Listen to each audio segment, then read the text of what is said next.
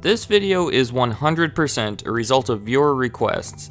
The first time I saw the topic, it was mentioned in the comments, and I passed over it. I figured I would cover it down the line because there were other topics I wanted to get to sooner. Then the requests kept coming in, to a degree where I figured there must be some things I'm not aware of, and there must be a reason this is so heavily requested. So I decided to investigate. And I'll say right now, it's shocking that this decline didn't knock them out faster.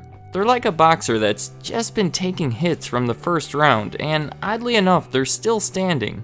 But the knockout punch can't be far. I was quickly fascinated by their decline, and honestly, this was the first time in my life I'd ever had any interest in the company known as RadioShack. The company was started all the way back in 1921 by two brothers in Boston, and as the name implies, they sold radio equipment. It had the same name as today, but back then RadioShack was 2 words. Today it officially seems to be 1 word, though it's still written as 2 in a lot of places. Like if I search RadioShack in Google, their website result comes up as 2 words. In 1995, they changed their logo from 2 words to 1. And I suppose that led to the slight name alteration of the entire company. But it all started in the early 20s, and everything went well for the next 40 years. The company expanded and built some large store locations, but by the early 1960s, RadioShack was already struggling. They were selling radios just fine, but their costs were outweighing their sales, and they just couldn't make the business work properly. So a man named Charles Tandy, who was strangely the owner of a leather company, bought RadioShack and started making changes.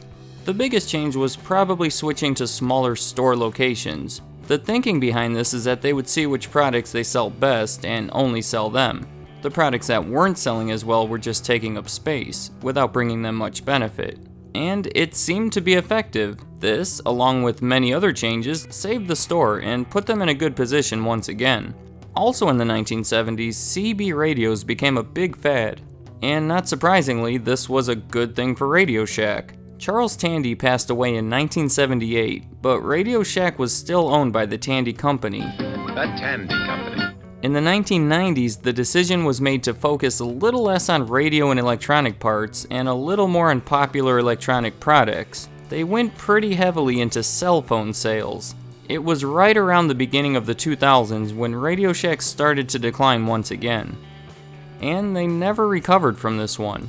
This decline is the same one that they're experiencing today, which is what's so shocking. They've been on a steady decline for over 15 years, and somehow still standing. Have you ever played a game of Monopoly where it's clear you've lost, but you just refuse to let it end?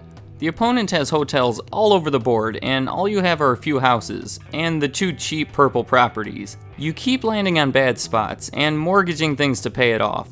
Maybe you get a good chance card, or pass go and get $200, and that keeps you in a little bit longer.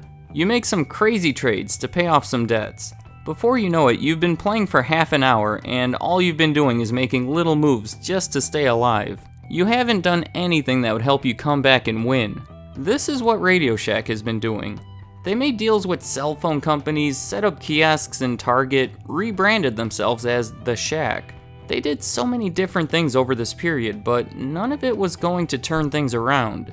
All it did was benefit them a little bit immediately, but most of it ended up hurting them in the long term. If you were trying to pinpoint a year where things went really bad for them, I'd say 2012 is a good place. This is the year they went into negative profits. $72 million profit in 2011, $139 million loss in 2012, and a $400 million loss the year after. Between then and now, everything spiraled out of control. Soon after, they were taken off the New York Stock Exchange because their stock price went really low, less than $1, and they weren't trading enough shares to meet the requirements to be on the exchange. Their employees tried suing them for promoting their 401ks that were tied up in RadioShack stock. The whole thing was a complete mess. Here's something else that stands out. I showed you the negative profits starting in 2012. Well, negative profits means they're not making money to run their business, so they have to seek money from elsewhere, commonly a loan. They were able to get a loan from a place called Salis. a $250 million loan. But as a condition for this loan, RadioShack agreed that they wouldn't be allowed to close more than 200 stores in a single year without Salas approving. Well, when companies are losing money, the strategy is usually to identify the stores that are losing the most money and close them down. It makes perfect sense. Close those stores and you no longer have the losses from them. And theoretically, the overall profit should instantly start to increase. We see it all the time. So when RadioShack knew they were in a position where they would likely have to start closing stores, it wasn't a great idea to give Salas this power that would prevent them from doing it.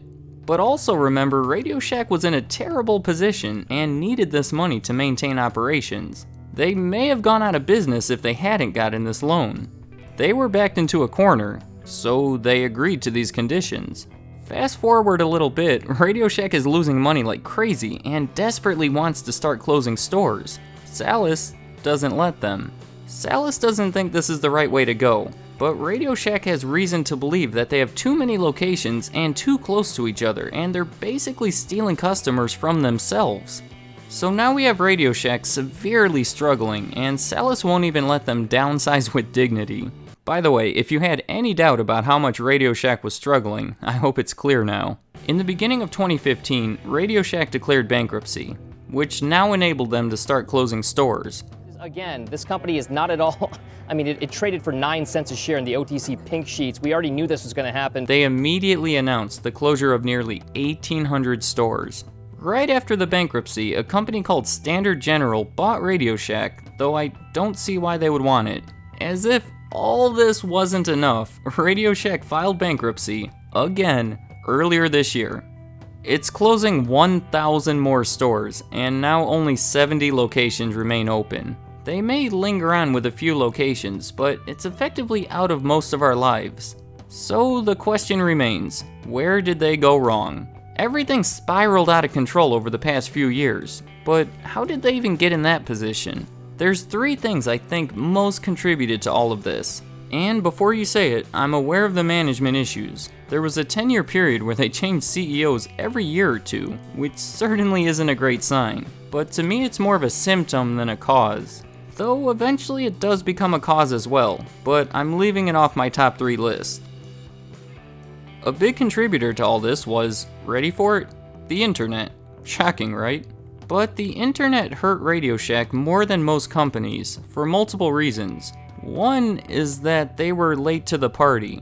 Almost every store sells their products online. Any retailer you can think of, go to their website and they probably sell stuff there. It's been that way for about 20 years now, but for RadioShack, it's been that way for about 10 years, meaning they missed out on 10 years of internet sales. And right about that time when this became a big thing and RadioShack ignored it, is right about when their troubles started. And think about a lot of the stuff RadioShack sells. Electronic parts, resistors, wires, fuses.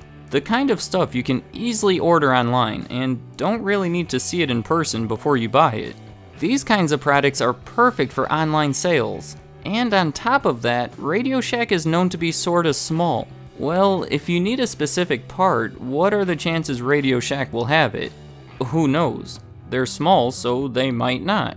But what are the chances the internet will have it? Nearly 100%.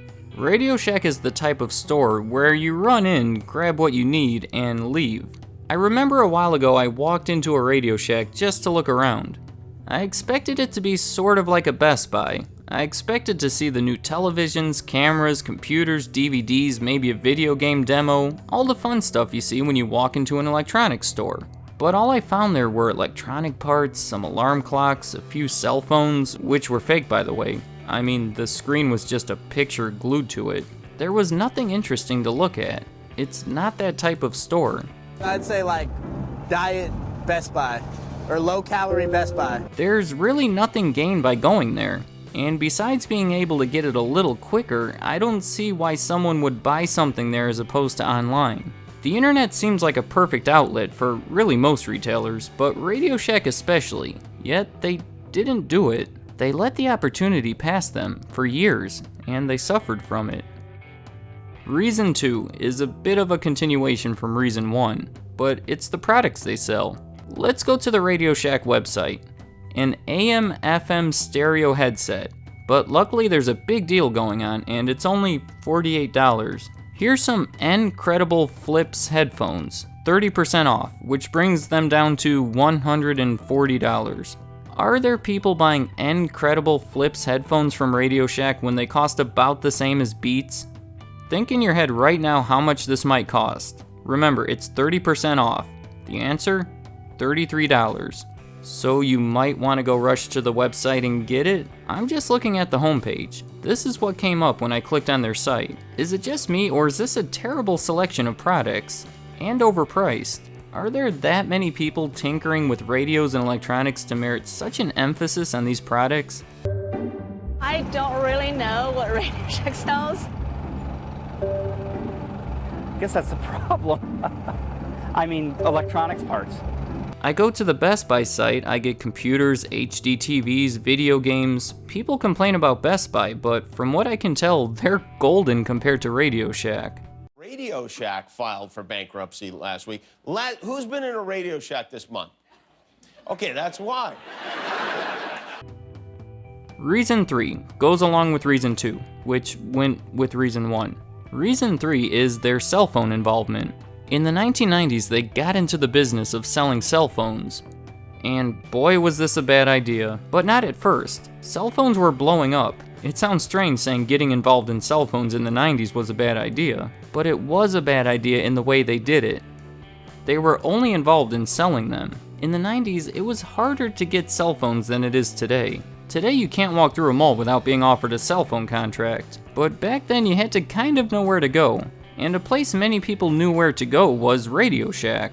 It was good at first, so they really went all in on it, and started ignoring the rest of their business, which may be why that part of their business is so bad today.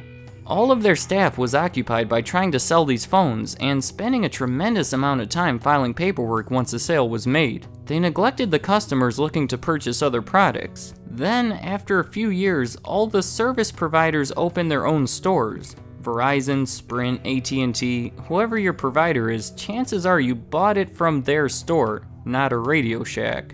RadioShack pushed aside the type of products that they were once known for to sell these cell phones, and now people are getting their cell phones elsewhere.